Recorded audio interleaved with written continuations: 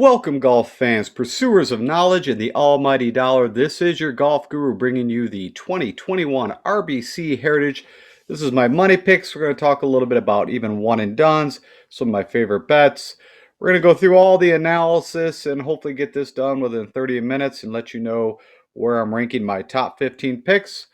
So let's get into this. And thank you if you are new. I think if you give me a few minutes, I can put a few bucks in your pocket. But if anything, you're definitely going to have some better analysis to make some better choices. So let's jump into this. So quickly, if you missed my preview show yesterday, I always go through and talk about the course fit and build out and rate the skill sets I think needed to do well here. And the number one thing is you have to be a very accurate driver. As mentioned, heavy tree line fairways. You got to be on the right side of the fairway to hit these very tiny greens. Of course, with that said, you got to be great on approach because of the small greens and the two areas. And I'm guessing a lot of this is because some of the guys that even hit the ball a little longer probably are going down to, like a hybrid, a 4-wood, a 2-wood, whatever it is. So they're going to have more shots coming in from the 150 to 175 or 175 to 200. You also, because these fairways are a little tighter, you're going to be able to have to scramble, and because the greens are so small, you're going to be able to do well around the greens. Putting is not as crucial that I'm waiting on this one because the greens are smaller, and from everything I understand, if I remember right, not a ton of slope, and I don't think they run too fast, so we don't have to worry a whole lot about putting, but there is quite a bit of sands. They are going to need to make some birdies, so we're going to look at a birdie or better percentage, and then last, there's 11 par 4s, so they're going to have to be able to manage the par 4s. I also mentioned a few comp courses that I will be looking at, and I have a few others that I'll be throwing in here that you'll see. But the main one, I think that's a good comp course, is Valspar, Bermuda Greens. It is a par 71, which is the same, and plays a little over 7,000 yards. You also got RSM, the CLN Resort, who's a good comp course, and then the Wyndham. And then the other ones I will look at will be OHL Mayakoba, and I will look at the AT&T Pebble Beach, just from the correlation of a coastal course and also very small greens.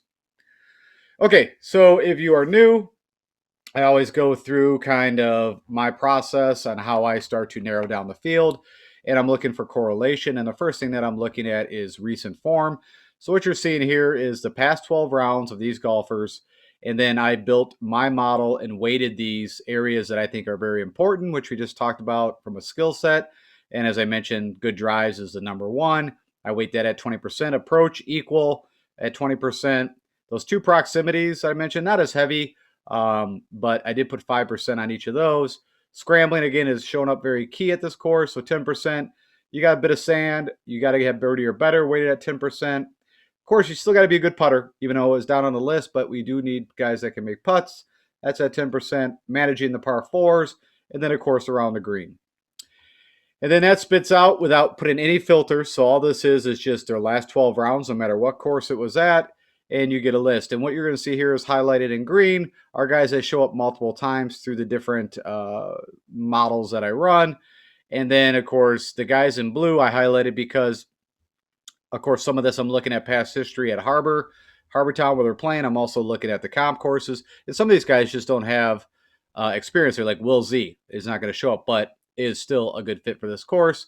And same with Corey Connors, elite ball strikers, tee to green.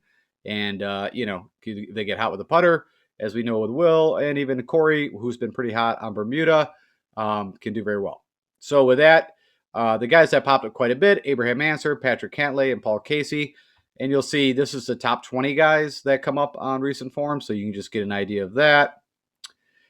So we look at just specifically the past 12 rounds at Harbortown. Some of these guys are not going to have that many rounds. So like a Neesmith, a Fratelli, even Ancer. Looks like maybe he even missed a cut. But you do have guys that have quite a history at this course. A couple that come up on top, of course, Webb Simpson. Patrick Cantlay, I believe, off the top of my head, has played her 3 times and has had like 2/3 and a 7th or something like that. So we're going to look at him. Harris English pops up. Of course, CT Pan, a past winner. I'm trying to see who else that looks. Of course, Casey and Ancer, as I already mentioned. And Webb, also a past winner, of course, is number 1. And then let's see him, but Sadoshi Kadire does not pop up here, funny enough. because I don't think he's done that well here except for the one time he's won. Okay, and then the comp courses that I mentioned, I put that in, and then you get a little different list. So Daniel Berger actually pops up number 1. Of course, Webb's still up there. Harris English, Russ Henley, who I think is going to be a good fit, and we're going to talk about him a little bit. Of course, Answer and Cantlay pop up again. Corey Connors pops up on the comp courses, so I thought that was kind of interesting. Of course, again, Will Z just hasn't played enough golf on some of these courses or tournaments to pop up. And of course, Siwoo Kim, Players Champion, just does well at these Pete Dye courses. And Chris Kirk thought was kind of interesting. Someone else that we're going to look at a little more, but just to give you a different look. And then I showed this on the preview show, but I just wanted to pull it up real quick again.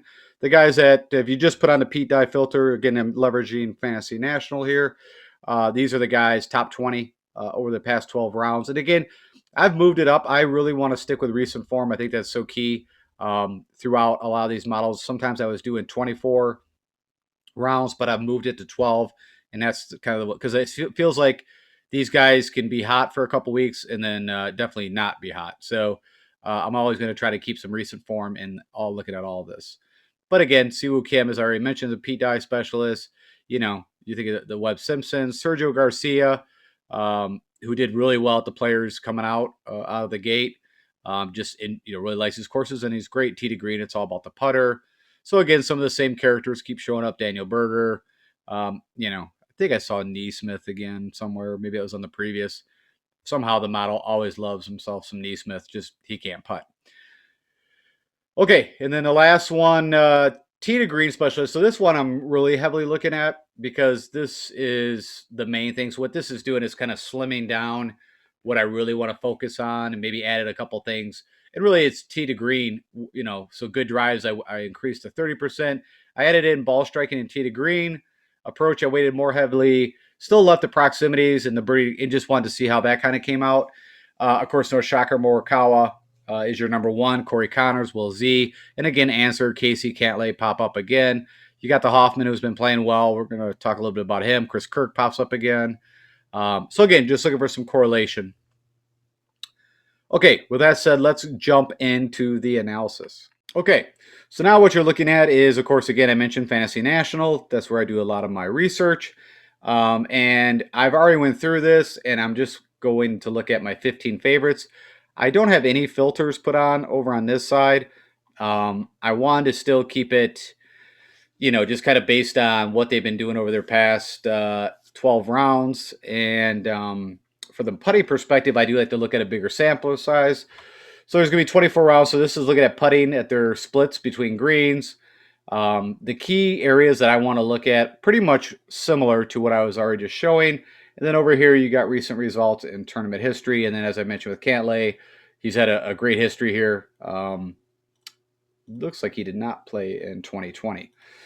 So right out the bat, of course, I was kind of shocked. Patrick Cantlay, with his, terrible showing at the Masters, I thought he might, right now this is just projected ownership, but I thought a lot of people would be off him. Of course, he's kind of struggled since he left the California swing. And you can see that right here where the cut, of course, at the Masters, the Players, that was the two Florida out of the Players.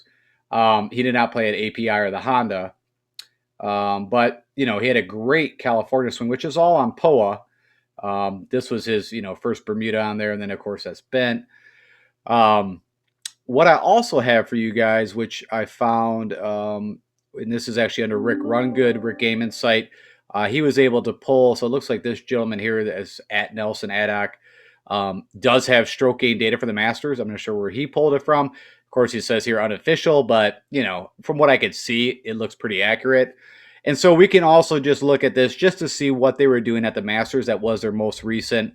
And so if we go look at Patrick Cantlay, if you are curious, which I was because of how bad he did, he did okay off the tee. I mean, almost gained a stroke.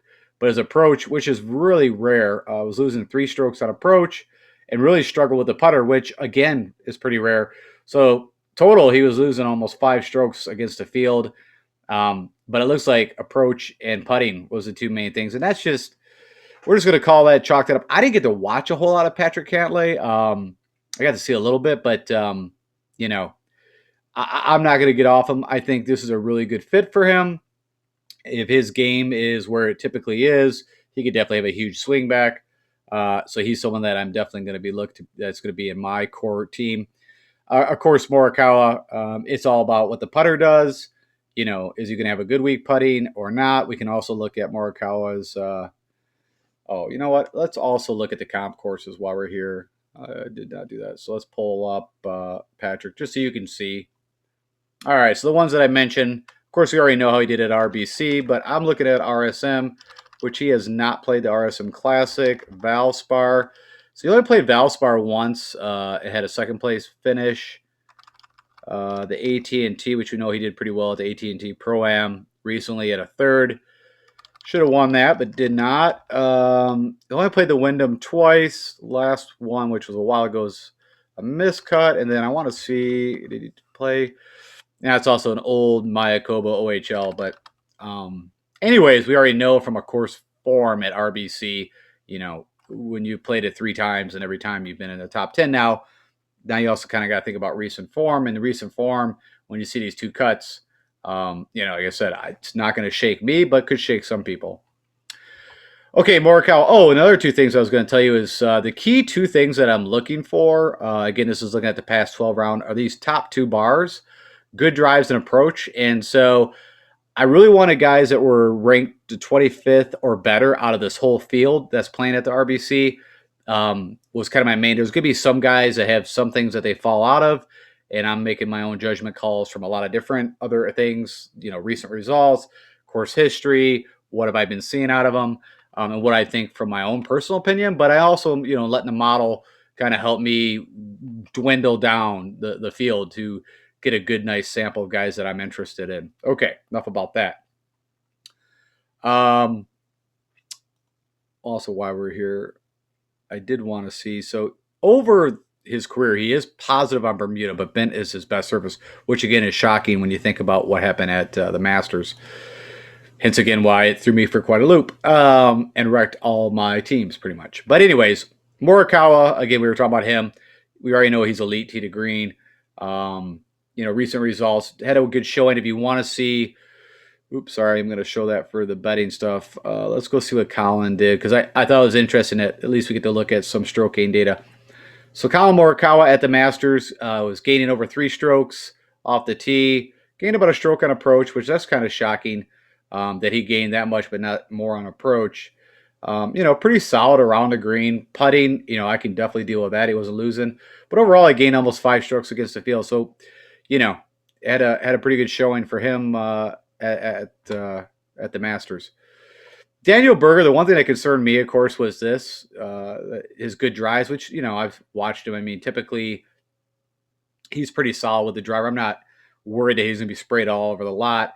But everything else, he ticked my box, hitting above the top 25 in all these areas. Does gain on Bermuda. And recent results, of course, he had to cut at the Masters. But, the Florida swing, he did well at the Players. This is also a Florida course, if I remember right, concessions in Florida. Then, of course, you got the win that he had not too long ago. And I think it's somewhat of a decent comp course. From a distance perspective, it's a short course and small greens. So I don't mind that. And we can see in 2020, he had a tied for 3rd. His other 2 wasn't the best, but he also wasn't that kind of form that he's in now. And if we want to go look at Daniel Berger and just see how he's fared against some of the comp courses. Also, I did look, just while I'm thinking of it, of course, wind can definitely come into play at this course. And so one thing we can also consider, Thursday, it looks like it was going to be the windiest conditions, could blow up to 20 plus. But the rest of the week didn't look too bad. And again, I'm not going to really weigh my decisions too heavily on that, especially, I don't know, my own theory, a tree line course. Of course, the ball is going to fly above the tree line at most of the time, but I don't know. In my mind, I don't think it's going to affect as much, and I just don't want to really stress about that variable. So he played RSM once. That was a 22nd, but that was quite a while ago. We already saw RBC with the 3rd. Let's see, Valspar. So a little bit of a mixed bag there. 2 cuts, and he had an 11th in 2016. AT&T, of course, he won, and you could see what and that's that's always interesting to me. If you start to look at analysis, I like to see that trend. Trying to think of the Masters who I was on. It's Justin Thomas, who had a nice trend just like this for the Masters, and then of course we all know what happened there. But anyway, that's a nice trend to see that he's had a good showing. The Wyndham played there in 2019, had a 39th and 2 missed cuts. So in OHL, the recent one in Mayakoba, he had a 23rd, so not bad. Again, I think short Bermuda course, and Daniel Berger is one of the guys that just like a Webb Simpson just pops in your brain. Webb Simpson I wanted to talk about because I almost did not pick him, and I'm going to show you why in a second. Of course, he has no tournament history here. And of course, the guy's just been killing it. This was the reason. I mean, just from tee to green, the guy's just elite. Bermuda, he does lose a little bit putting. That is his kind of Achilles heel that I can see so far, which he, handled himself great at the Masters. But here's what was interesting to me and why I almost at one of the comparable courses, AT&T, which this was not that long ago at all, he had a 55th. Did not play well. Now, okay, that happens. And then I also looked at Mayakoba, OHL, which these are very similar. This is a POA green. These are past Pollen, which is like, I always think it's kind of like a Bermuda, just a little slower. But his two worst finishes that we've been kind of watching him have been at shorter courses with small greens. Well, at least AT&T. And that made me a little nervous. Also, what was making me nervous is that to have that, just to have that mental process, if you want to say that he just went through at the Masters, end up, second place. Just that seems like it'd be such a high. And then to go to RBC, which, I'm not trying to make light of it, but I was a little concerned with that. The narrative of guys, there's always been that talk of the guys that play right after the Masters, and if they're in contention, how they typically play. I haven't went and did a bunch of analysis on that. I'm not going to. But ultimately, what is pushing me to pick Wilsey, of course, he's been playing great, elite tee to green, is that, again, I go back to he needs a win to make sure he gets into FedEx Cup playoffs. Also, you think about the Ryder Cup, but not even so much that. It's probably more about the facts. And this course just tends to be where first-time winners happen. So I kind of weighed all that, and I'm going out with that. I will be rostering, and he will be someone that I will be putting in my group of players. And like I said, not like it's some shocker. I'm just saying he was removed for a little bit, and then the more that I kind of went through it, I said, I just can't do it. I'm going to roster him. Not super excited about the price tag, but when in these kind of fields, that's about where he's been, somewhere in the high eights. It was nice to get him at the Masters, which I didn't play much of him at all at the price tag, just because, again, first time player, didn't think he would do a lot. All right, let's kind of keep going. Terrell Hatton, I've been on this guy off on. Well, really, I rode him quite heavily through the Florida swing and just got kind of burned by that. But as I told you, typically I'm always a little early on someone. It just seems that way. The guy's got a good tournament history here. It fits his game. If we go look at what Terrell does well, of course, he putts usually very well on Bermuda. Can handle himself in the wind if that blows. And if we look at RSM, he's played there once recently, and that was a 23rd. And let's see, Valspar, missed cut, but that was a little while ago. Didn't play the AT&T. What about Wyndham? Once and missed a cut. I don't think he played OHL, no. But again, in my mind, a great course from a form fit for Terrell. And he ticks all the boxes here. Positive on Bermuda. And pretty solid tournament history. So everything kind of checks there. Okay, let's talk about Corey Connors. All right. So, of course, Corey's ticking all the boxes. We already know he is elite, tee to green, very accurate. His tournament history here is not the greatest. He's had a T21, but with 3 miscuts. But, of course, we know how well his game has been in form and in play. And, of course, he had that T8 if you are interested. And what Corey did well at the Masters, gained off the tee almost over 2 strokes. I don't know if he actually led. Let me see if he... he led the field on approach, which is kind of interesting. Sorry, I want to put it back so I find it. But around the green, typical Corey and putting is where he lost some strokes. But overall, he's been playing amazing, and I see no reason why this would change. Of course, he's actually been putting. So if we look at Corey and just look at the Florida swing on Bermuda, sorry, it's taking a few minutes. There we go. This is what I wanted to show here. So Valero is not what I was looking at, but the players that's on Bermuda, the API, and which is rare for Corey, is gaining over 3.5 strokes. So he's found something with the putter, and so I see no reason why this would be any different. I think this course is a perfect setup for him. We need someone very accurate from tee to green, and someone that can putt on Bermuda, and he's ticking all the boxes. And I know you're saying, well, you're picking quite a few of the guys at the top. I am going to get down to some lower guys, and then of course I'll put out my value plays tomorrow. But I'm just telling you who I'm going to be, putting in my DFS pool. And of course you're gonna have to manage which ones you can play and can't. Of course you can't roster all these guys. Okay, Paul Casey, again, another guy that is fits well from a tee to green. It's kind of funny. He had some success here early on, but his last 2 times he's played, he's missed a cut. But it's been playing, great form, and I see no reason why that would change. And you know what? I didn't do the comp courses. Let me do that for Corey and for Paul, just so you can see them too. So we already know RBC, not the greatest, but had a 21st. And this, just want to confirm, this is for Corey. Okay, that I didn't plug in Paul. All right, RSM. Let's see. So it's had a good past history at RSM, the 10th, the 23rd, the 37th. Valspar. Played it once, had a 16th. That's good. How do you do at AT&T? Miscut. I guess he did not play this year.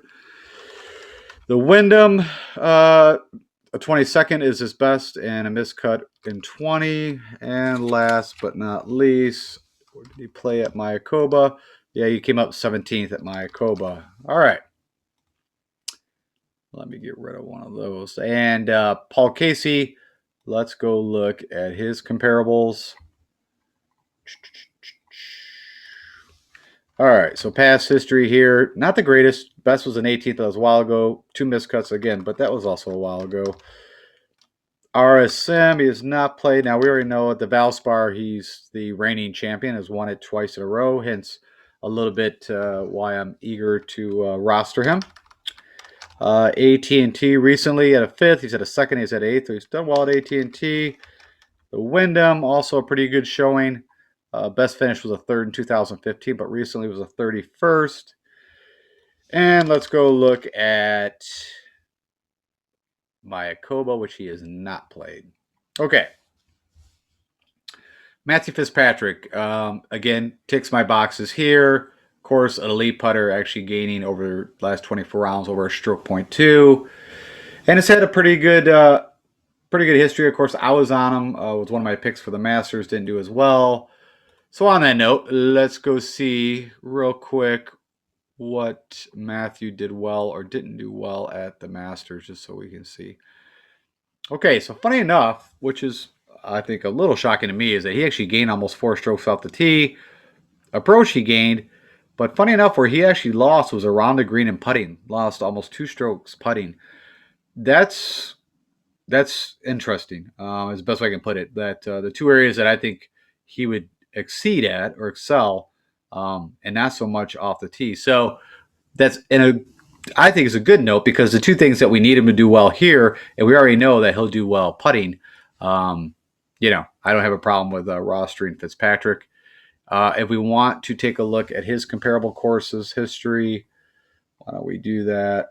So first one, let's go look at RBC. So he's played here quite a bit. He's had a couple 14th, a 23rd, and a couple miscuts, but all in all, solid history here. Only played RSM once and did not cut the mustard. Valspar back in 2018, he didn't do so well there. AT&T recently was 60th. The Wyndham, he had a 36, but that was a while ago, and I don't think he played at Mayakoba. So, he's had a good showing at Harbortown. The other ones were kind of Of course, we got Abraham Answer, who's, comes up number 1, is probably the first guy I thought of. Again, I think I mentioned this, that Looking for him to get his first win. This could be a great place for him to do that. As you can see against this field, he does these things really well that we're looking for. Also has been gaining, over the last 24 rounds, been gaining on Bermuda. And if we go look at some comparables for Mr. Abraham Answer. So RBC right now, he came in second. What was that, last year? Yeah. Yep, right behind Simpson. RSM, it's been a while and did not make the cut. Valspar 2018, he had a 16th. AT&T, that was a while ago. What about the Wyndham? Best finish was the 24th, but 2 missed cuts there. And what about OHL? So he played Mayakoba quite a bit and has done really well. So that's a positive. Okay. Harris English. We already know Harris, won a tournament of champions. Then his game kind of went south. And then, started to make a resurgence. But you can see pretty good past history here. I wouldn't say it's immaculate. And here's what I was talking about with the cuts, actually at the Waste Management and the Farmers. But starting to trend back. You can see with that 21st. If we want to just take a quick look at Harris, his stroke gain analysis for the Masters. Gained a little bit off the tee, a little bit on approach, a little bit around the green. Did well with the putter, but overall gained almost 4 strokes against the field. So it just, all I'm trying to show there is that things look like they're trending the right way from Harris. And I don't think, say an 8% projected ownership, again, that's just guys clicking on it as maybe a possible favorite. We know he's a solid on Bermuda. Let's go look at his comparables. So Bermuda over his history has been his favorite putting surface. We already looked at RBC, but just to see it again, best finish was an 8th quite a while ago, but just recently a 17th. RSM, likes that course, had a 6. Played there a bit, had a 15th. But the recent one looks good. And Valspar, been a little bit, but he had a 54. Best finish was a 10th. Again, that was back a while ago. Did he play AT&T recently? Nope. Wyndham. So again, good comp course, solid history at the Wyndham. And last but not least, what about OHL? So there you go. 2 times playing at Mayakoba. He had a 5th and a 5th. So, some missed cuts. And actually, I guess his first win, from my knowledge, had been at Mayakoba back in 2013. Okay. Getting down to the end, Russell Henley, which, I've been on and off on Russ. But again, he's, elite at the 2 top things I need. Good Bermuda putter. Had a nice showing at the Honda. So that was kind of his first kind of resurgence. Had a cut at the Players, but let's see. And then his tournament history here, funny enough, projected ownership. So people are seeing what I'm seeing. But, his tournament history here hasn't been elite by any stretch of the imagination, as you can see. But Russ Henley, again, like a Webb Simpson, when, a Berger, when you think of short Bermuda courses, for me, Russ Henley is the guy that pops in again, gains almost a half a stroke on Bermuda against the field. We already saw that his RBC, but if you look at RSM, he's done very well, over his, if you take the total sum of his history there. If we look at Valspar, he had a 9th and then a 42nd and a miscut, so you can we'll call that a wash. I won't say that's anything impressive. AT&T, had a 15th with his best. Again, nothing that you would be wowed. The Wyndham, he had a 9th recently, a 31st, a miscut, and a 46. And if we look at OHL, which is kind of shocking, 2 miscuts recently, and a 29th. So that one is a little, but I like Russ, but I've liked Russ before in certain situations not too long ago. He had that great run at the CJ Cup and the Zozo, where he really kind of showed up, and then the game kind of then started to falter back. Of course, Charlie Hoffman's been playing great. He's one of them where, off a good drive into scrambling, not the best, but does some other things very well that I like. Of course, his recent form is what I'm, really liking. In his past history, he's had a 14th a 23rd and a 45th, but put in with 2 cuts. If we go look, and also he gains on Bermuda. Let me pull that up. See the history of the splits. So, not much. Gains a little tiny fraction on Bermuda, so nothing to get excited about there. But RSM, a 23rd or 22nd and a miscut over his history there. It's fun to see the RBC. So he's played here a lot. You can see in his past, had some really nice finishes. Recently, not as good, but can definitely play this course. Valspar, kind of again, it's either missing cut or top 20. AT&T had a 7th here recently. We look at the Wyndham. Does not like the Wyndham. Played her 3 times and missed a cut every time. So figure that out. Then OHL had a win back in 2014, but also you crunching some miscuts. So there's golf for you. But I like the Hoff. I will be playing him. And again, I was on him at Valero. We didn't have the chance, of course, to play him at the Masters. He was not at the Masters. So I am always, as I mentioned, seems like I'm a 1 tournament ahead of it. And so I could not put him in the roster. Chris Kirk, just been playing steady, as you see here. A T8 at the API, 16th, a 6, a 25th at the Honda Tough Track. The Players was, not as good. But again, clicks a lot of the boxes here, is positive on Bermuda. And if we go check his comparables, and we can't look at their Masters information because both Hoffman or him was not at the Masters. So RSM played quite a bit. Actually had a win in 2013, which again could have been his first win.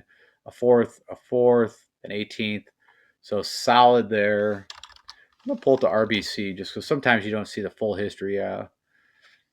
So 3 miscuts, but the rest, I don't know. I'd say it's decent. But maybe decent to mediocre. Valspar.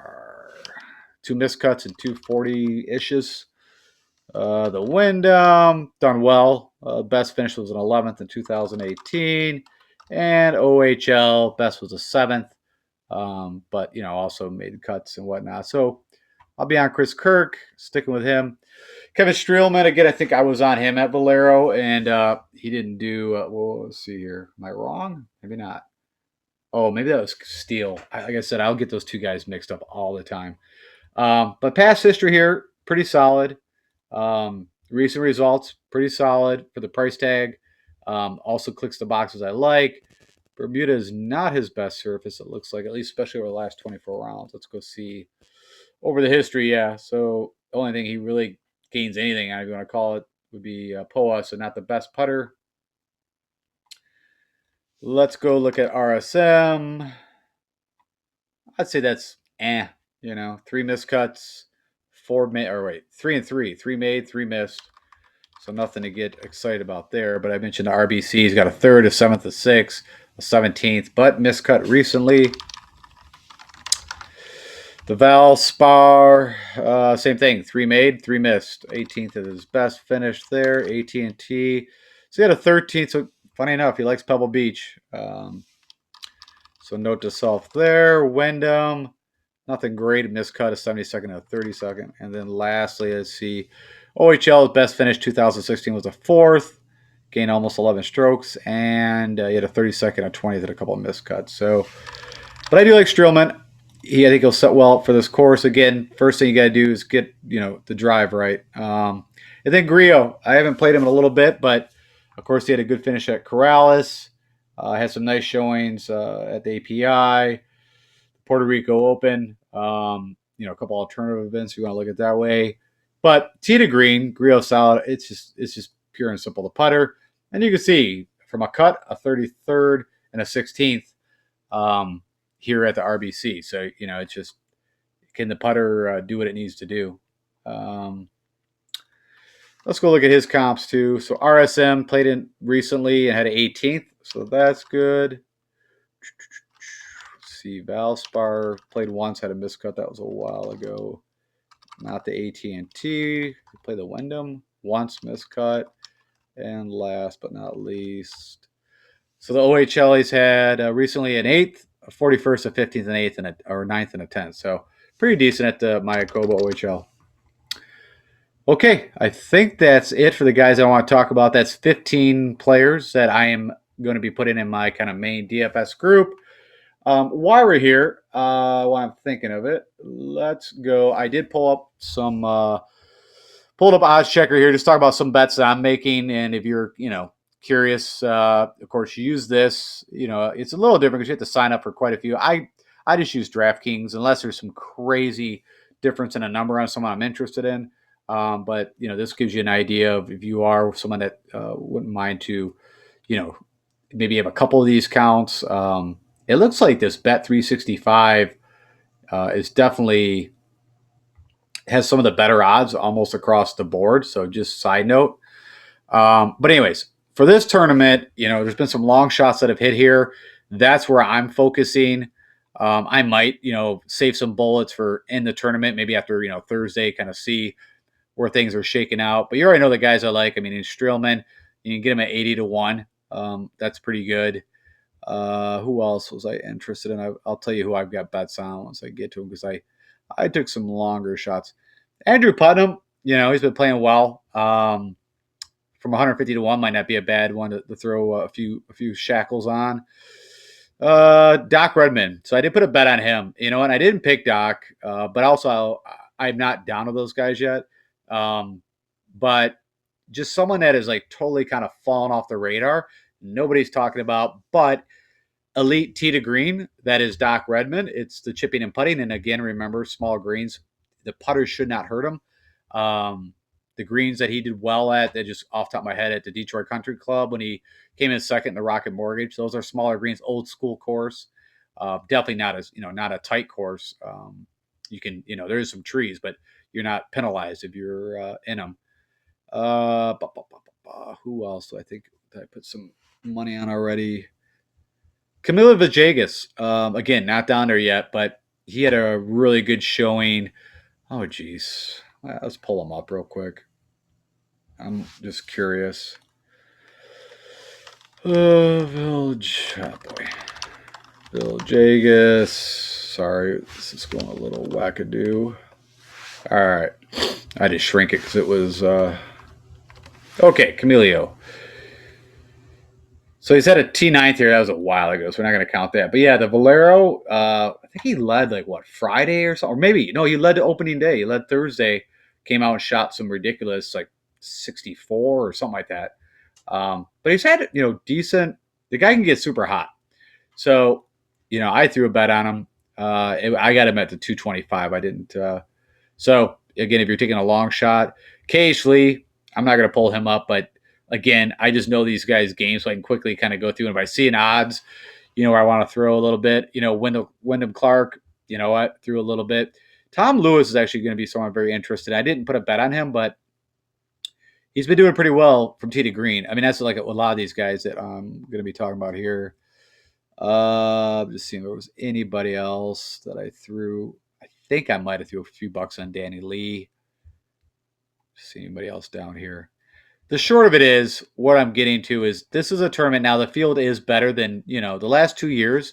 We're having solid fields here, but, of course, the days of CT Pan and Sadoshi Kadire, and, anything before that, you got Graham McDowell, Luke Donald, those guys. This is just, it's a tournament that you could see somebody out of nowhere win it. And so I'm just saying, if you're going to put some bets, my own preference, and I always like to take the long shots, to be honest anyways, you can kind of hedge your bets and kind of pick up some guys during the tournament, with maybe not as good as odds, but a lot better chance to do something. But anyways, that's that. Let's jump back into this and I will summarize my picks. Okay, so my top 5 picks are, I'm going with Mr. Corey Connors, elite tee to green. We got, of course, Morikawa, elite tee to green, and Abraham Ancer, another guy. All these guys, we need the putter to work. Will Z, who has just been great form. This is the one pick. I'm going to state it again. I've got some reservations, just again from what he just went through at the Masters. Also, with the knowledge of he has not done well at the shorter courses for whatever reason. Makes no sense, but we'll see how it pans out. And then Russ Henley. We've been waiting on Russ to kind of really break through recently here.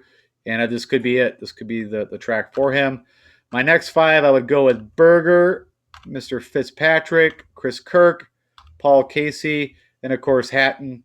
I think all of these guys just fit this course very well.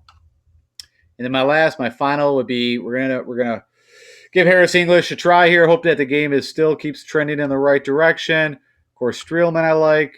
You got Griot, who cannot putt, but again, elite tee to green. The Hofster just keeps nipping at possible win here. And last but not least, Patrick Cantlay. Now, you could say, well, why would I? If you think he's going to end up, best case top 20, I'm just telling you how I kind of see it fit. If I had to pick, from the top 1 to 5, 5 to 10, 1 to 15, this is where I see these guys falling in. So do with that what you may. All right, that is it. If you could do me the favor, and if you like what you're seeing, click the like button, share it with whoever you think might also get some value out of this. If you're not a subscriber, again, I'm not doing this for, there's no charge. I've got no commercials right now, but to keep me kind of motivated to keep doing it, I just want to keep a slow growth of subscribes. So if you could do me the favor and the honor of subscribing and join the community, I do put out minimum 3 shows a week, and you will be notified directly right away. And also the promotions and contests that I run, typically for the larger events. But sometimes if I do well one weekend, I typically will throw in a random contest, share the wealth a little bit. And if I can help you anyway, feel free to hit me up on the YouTube comments or at DFS Golf Guru at Twitter. Thank you guys so much. I hope these picks help you. Oh, and then one and done. If you haven't used Abraham Answer, right now he's my number 1 guy in my brain. So I would use him for one and done. Okay, thanks guys. Take care.